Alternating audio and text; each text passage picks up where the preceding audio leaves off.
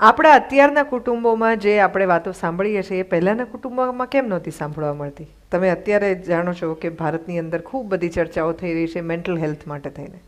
ડિપ્રેશનની વાત થાય છે, એન્ઝાયટીની વાત થાય છે, સ્ટ્રેસની વાત થાય છે.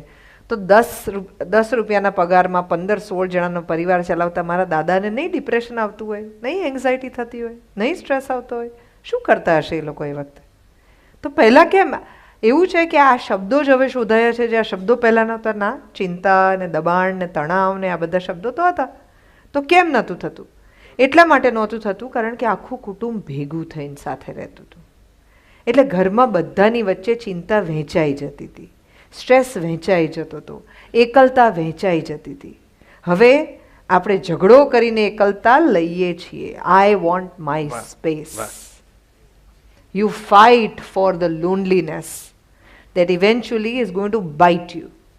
અને એ જ ઝઘડો કરીએ છીએ એને કારણે થઈને ધીરે ધીરે ધીરે મારે જે સ્પેસ જોઈએ છે એમાં માણસ એટલો બધો એકલો થઈ જાય છે કે પછી એણે બંધ કરેલા દરવાજા ખોલતા એને શરમ આવે છે, ખચકાટ થાય છે.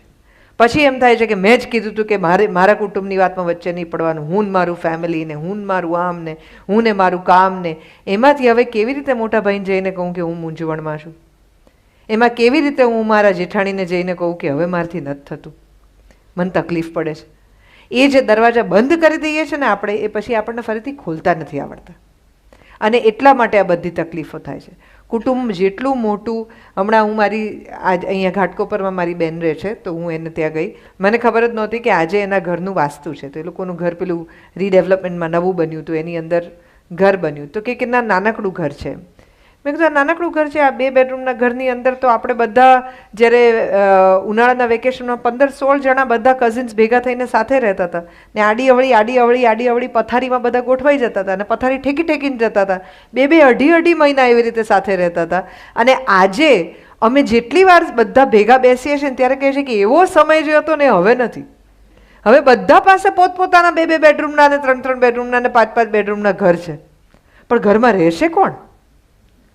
મહેમાન આવશે ત્યારે ગમશે કેવી રીતે? ઘરમાં એટલા ગાદલા છે કે 15 જણા આવે તો સુવડાવી શકીએ એવું? એવું બધું છે જ નહીં હવે, કારણ કે આપણી અપેક્ષા જ નથી ને. આપણને એમ જ છે કે આવે તો માણસ તો 1 દિવસ માટે આવે તો પોતાનું કરીને જ આવે ને, કે ક્યાં રહેશે. એવું કીધા વગર આવી ગયા? એવા કેવા? જણાવ્યું નહીં? અરે 2 રોટલી ખાશો 3 રોટલી ખાશો અત્યારથી અમને કહી દો. અરે કેમ પણ? અમારે ત્યાં તો 1-2 જણા આરામથી ભળી જતા હતા. ના ભળે તો એના માટે ફરીથી રસોઈ થતી હતી અને બહુ આનંદથી બધા ભેગા થઈને રસોઈ કરતા હતા. તો એ બધો સમય ક્યાં જતો રહ્યો? કારણ કે આપણને બધા ભેગા થાય એની અંદર પણ સ્ટ્રેસ લાગવા માંડ્યો, બીજા માટે કંઈ કરવું પડશે એની અંદર પણ સ્ટ્રેસ લાગવા માંડ્યો. Why? Because we are all busy proving something. કે તમે આવ્યા ત્યારે જોયું, અમે તમને આવી રીતે રાખ્યા, તમને મજા પડી એવી રીતે તમે રાખ્યા.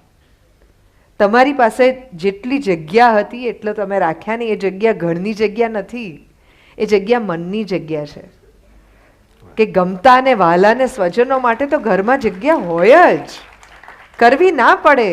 એ તો ગોઠવાઈ જાય, એને ગોઠવવા ના પડે. જ્યારે આ બધું બદલાય ત્યારે એની સાથે સ્ટ્રેસ ને પ્રોબ્લેમ્સ ને આ બધું આવે. So the more you have people, the richer that you are. સૌથી વધારે મોટી અમીરી જિંદગીની અંદર શું છે? કે તમે માણસો કમાયા છે. તમારી તકલીફમાં કોઈ માણસ આવીને ઊભા રહે છે. કેટલા માણસ ઊભા રહે છે ને એ તમારી કમાણી છે. પેલા બાયપાસવાળા દાદાજી કહે છે ને કે કેટલા લોકો બહાર આવ્યા છે, એ પોતાની કમાણી ચેક કરે છે કે મેં એટલા લોકો કમાવ્યા છે કે મારા માટે આવીને ઊભા રહે છે. તો that becomes a very important address for happiness.